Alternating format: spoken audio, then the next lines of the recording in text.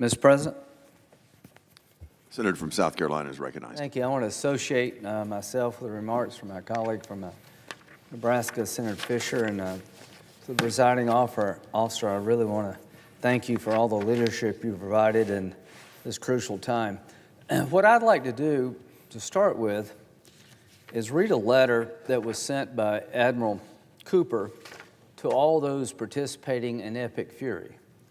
And as a commander, he wanted to let everybody know in these operations sort of what's at stake. And if I can, I'll read it.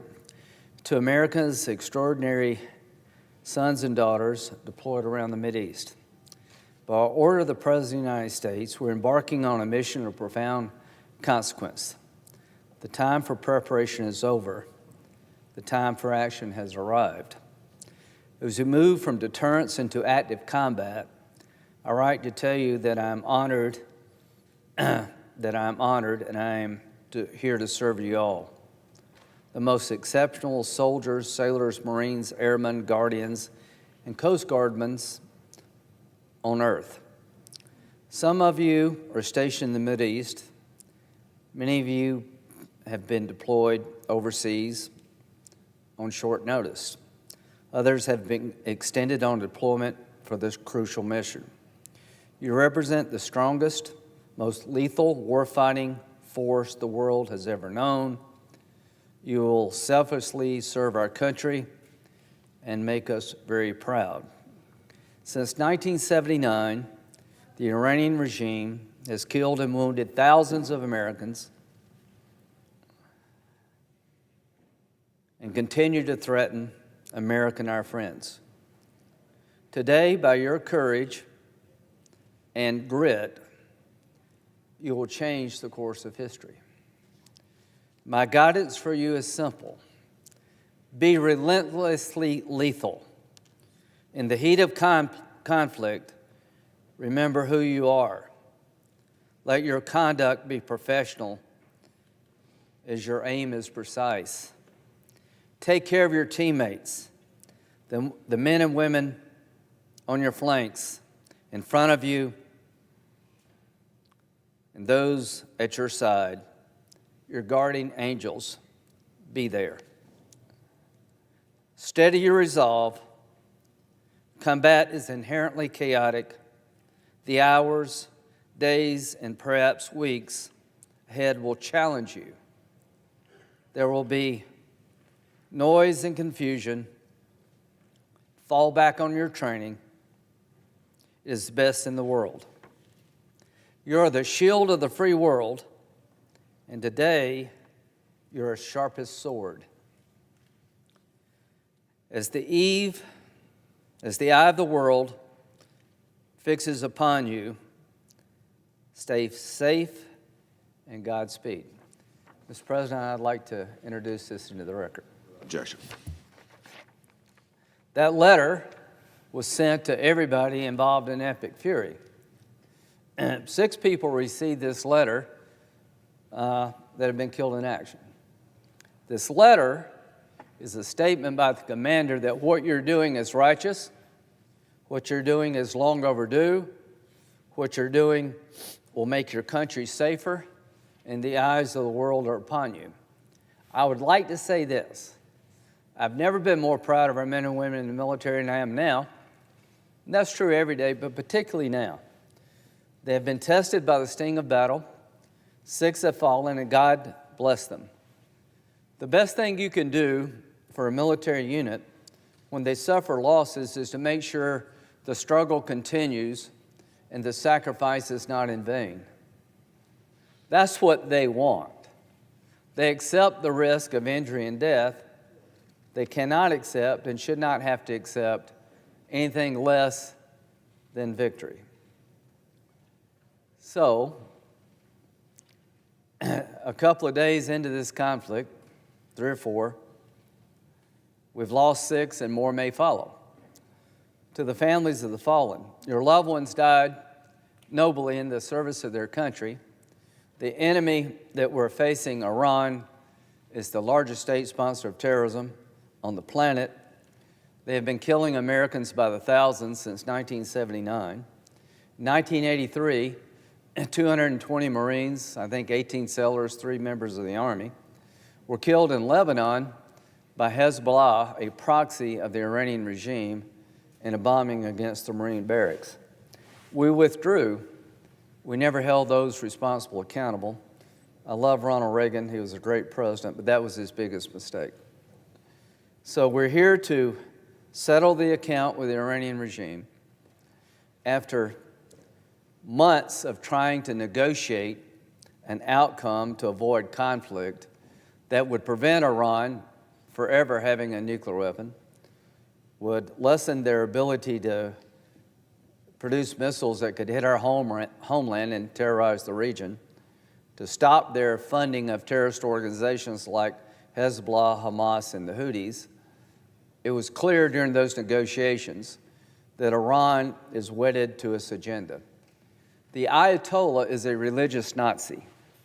He's no more likely to give up his agenda than Hitler was. What does he want? Listen to what he says, not what I'm saying. He says death to America, and he means it. Well, he can't say it anymore because he's dead. But there are others in Iran who keep saying it. He wants to purify Islam, the regime does. There are radical religious fanatics that believe there's only one way to worship God, and that's through the Shia way. That Sunnis in Saudi Arabia are the worst offenders in their eyes.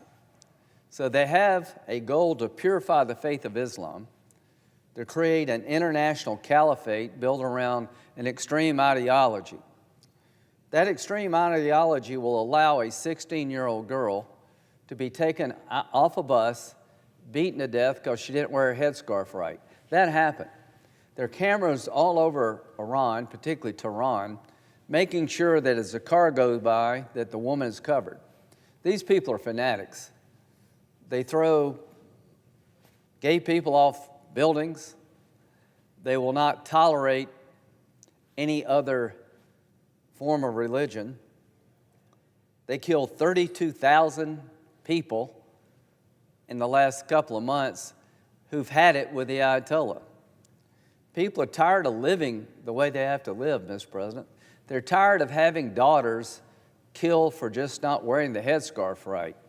They're tired of an economy that's broken and a regime that just wants to destroy the region and is built around a cult of death. People ask me what happens next. There's zero chance that the Ayatollah and his henchmen would ever be our friends. There's zero chance they would give up their religious fanatical ways. We tried for months to no avail. Those that follow, I think it will be better for us. Why not say that?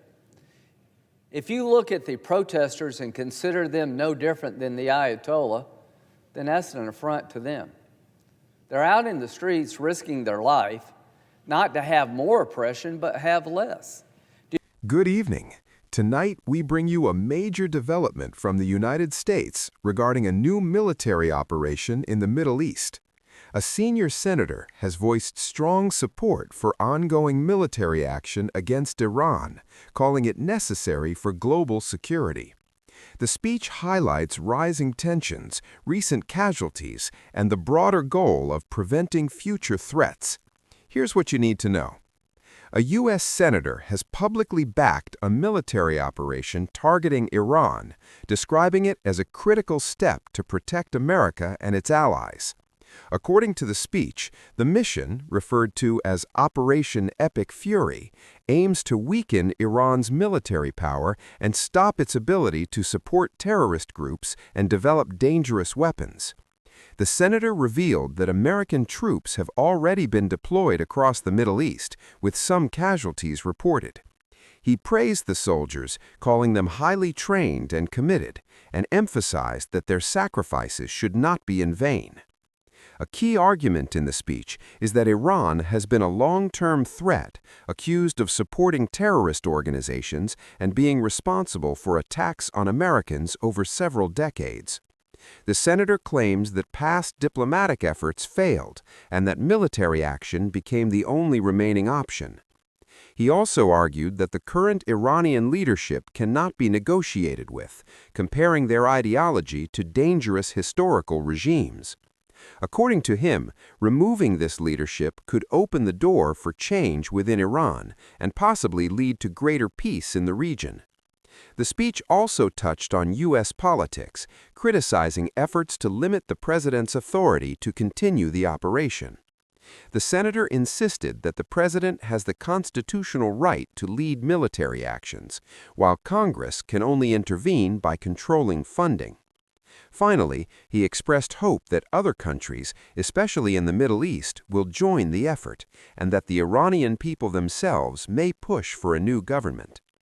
In simple terms, this speech is saying the U.S. believes Iran is a serious threat and has decided to take military action after diplomacy didn't work.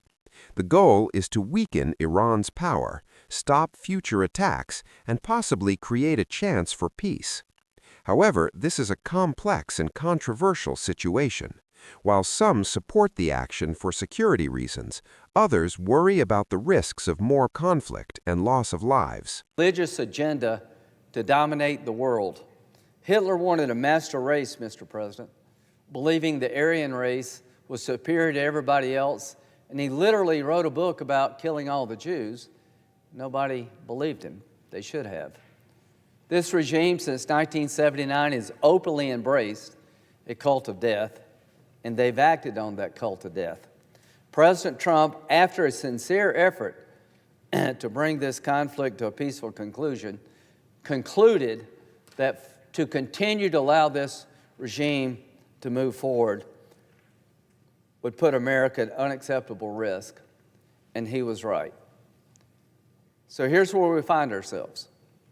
Operation Epic Fury is off to a great start.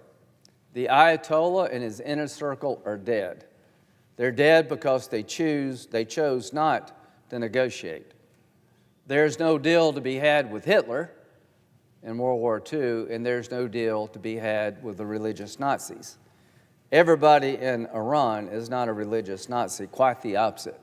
Most people in Iran are dying for a better life, and some have literally died to have a better life. So this operation is ahead of schedule. Its goal is to make sure this regime, now and in the future, cannot produce missiles to hit America, continue to hold the region hostage, that this regime will no longer be the largest state sponsor of terrorism, being able to keep Hamas, Hezbollah, and the Houthis up and running. So that's the goal, is to take their capability off the table. And the ultimate capability they want is a nuclear weapon. And my goal is to have people in charge of Iran who don't want a nuclear weapon to blow the world up, who don't want a bunch of missiles to terrorize America, who want to live in peace. When this regime collapses, the Prime Minister of Israel said a gateway to peace will be open.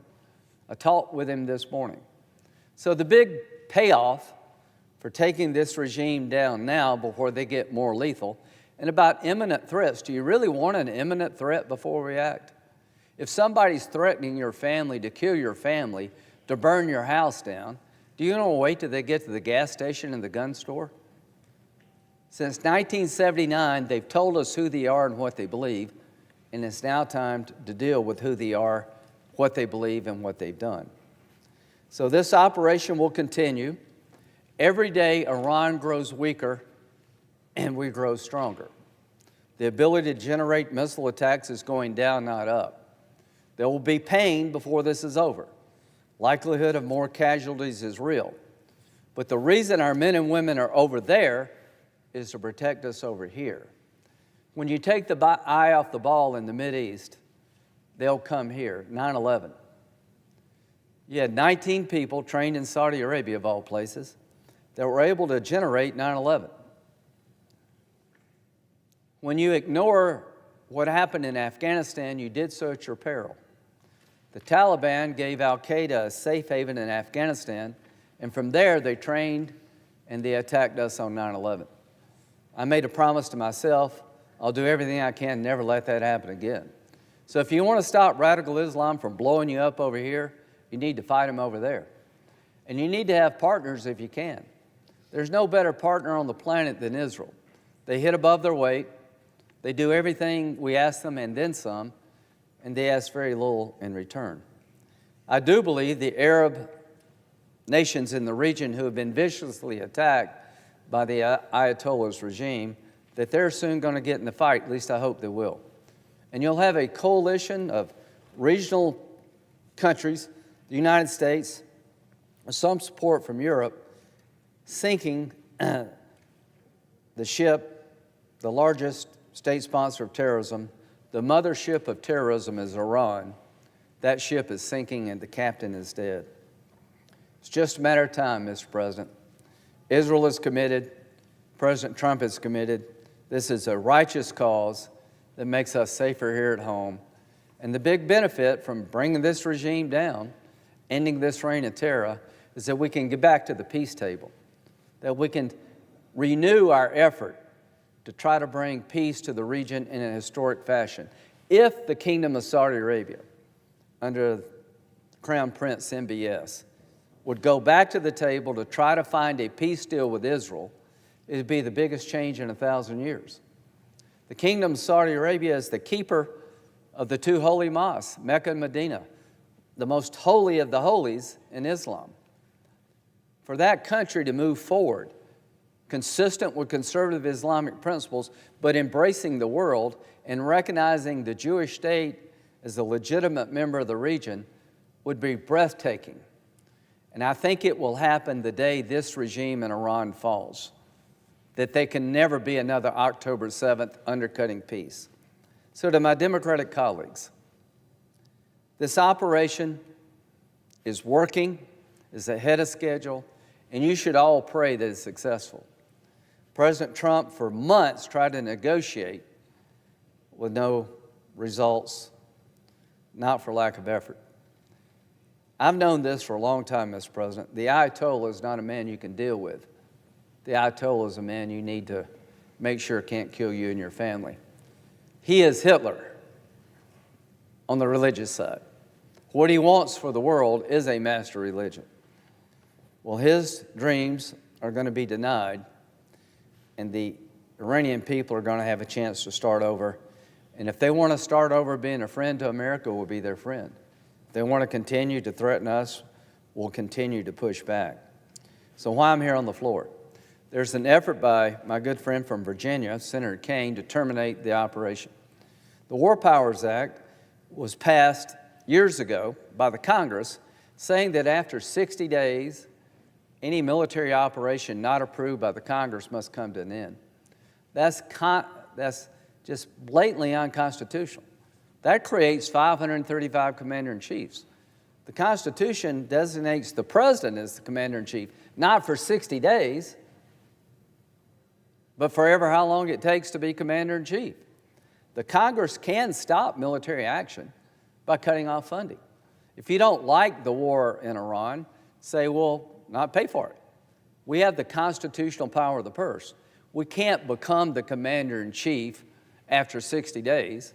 You'll ruin the country. Can you imagine Congress being the commander-in-chief? Mr. President, can you imagine the debate we would have of what ships to send and what troops to send? It'd be a nightmare. And the Founding Fathers understood that.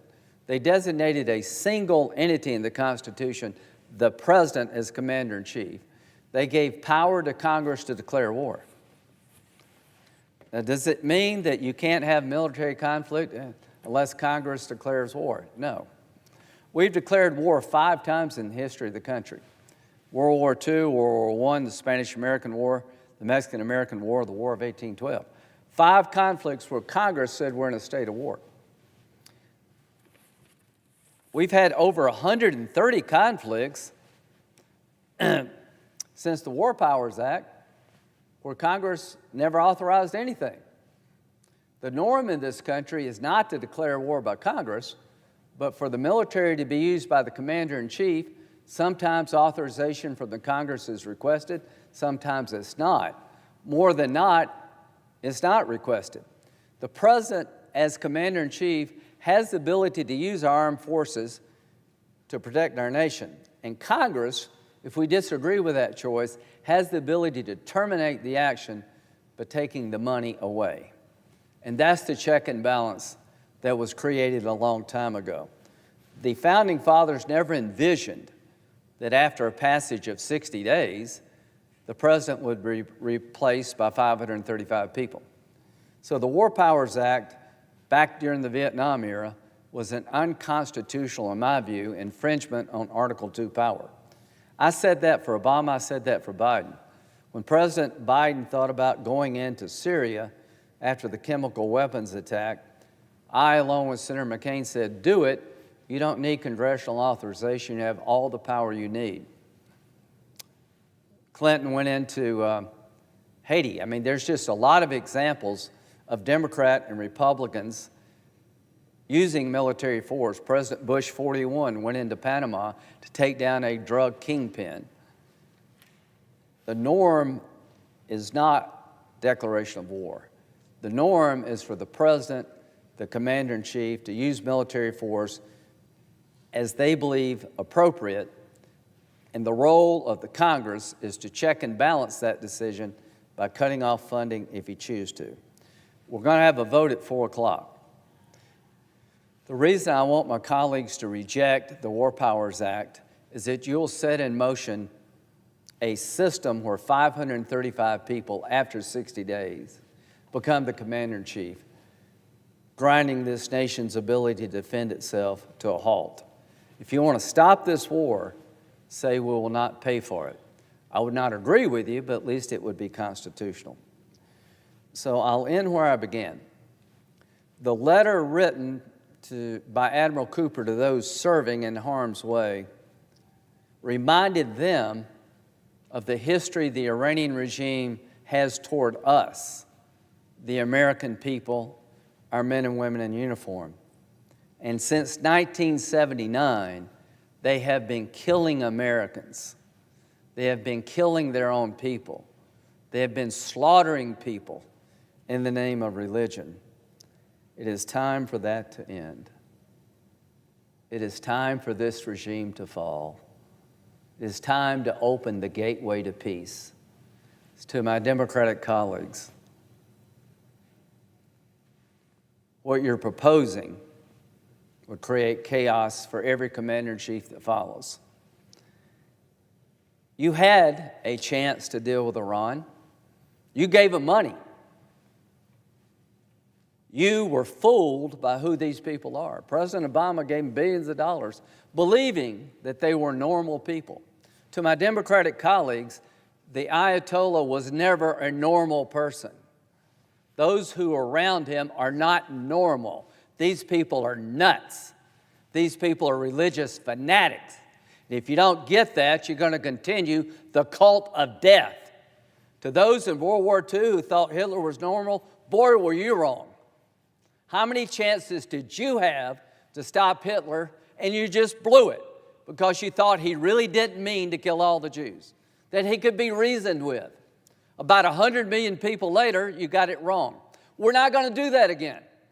To my Democratic colleagues, you've misjudged Iran from day one. And in your world, you give them money hoping they'll do better. In my world, we're going to bring them down. We're going to destroy this regime to protect America, to free the Iranian people, and open the gateway to peace. And those who argue we shouldn't do this, what solutions have you offered? What have you done to bring it down, this regime, to stop it? You've done nothing but fuel it, to give it money, thinking they would use it wisely. Boy, were you wrong, were you foolish, to give this group a bunch of money, thinking they wouldn't use it to build a war machine. This foolish behavior is over. We now have a president, Donald J. Trump, who understands the people we're dealing with in Iran, the regime, are a bunch of religious fanatics, they're religious Nazis. And we're about bringing them down with our Arab partners. The Arabs in the region have been terrorized by the Iranian regime, and they're going to join the fight, I hope, soon. The biggest thing going for us are the Iranian people. We finally have boots on the ground, them.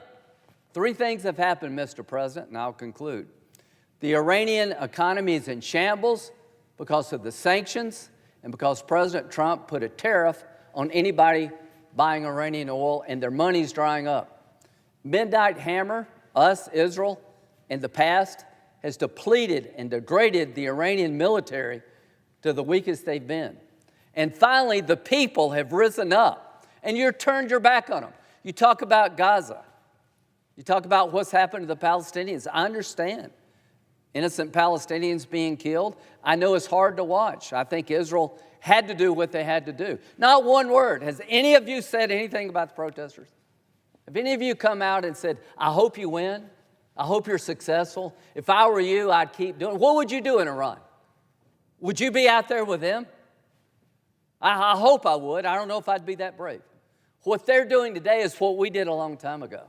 We rose up and said, enough of tyrants. These people, the protesters, are the best among us all. And what have you done to have their back? What have you done to encourage them? Nothing. All you want to do is talk about what we can't do. You want to make sure the oppressor stays in power. If we have to depend on you to fight evil, it never will be fought. So, the differences between us and our Democratic colleagues could not be starker. They want to stop this. I want the regime to collapse.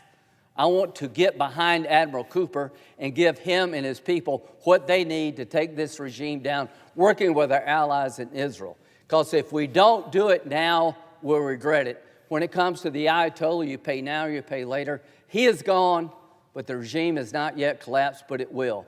This is the biggest decision I think we can make as a country to finally take on this evil in Iran.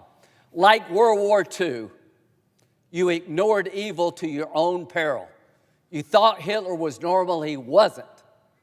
This guy and those around him, the Ayatollah and the cult of death, they're not normal.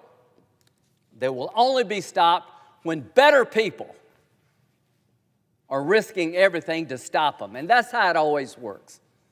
Bad people are taken down because good people finally have had enough. So let it be said, when they write the history of these times, I am with the protesters. You're righteous in your demands. America's here to help you. Help is not on the way anymore, Mr. President. It has arrived. Vote no to this war powers resolution. It is an affront to our constitutional democracy, and to my Democratic friends, you should be ashamed of yourself not embracing the righteous nature of the Iranian people's demand. I yield.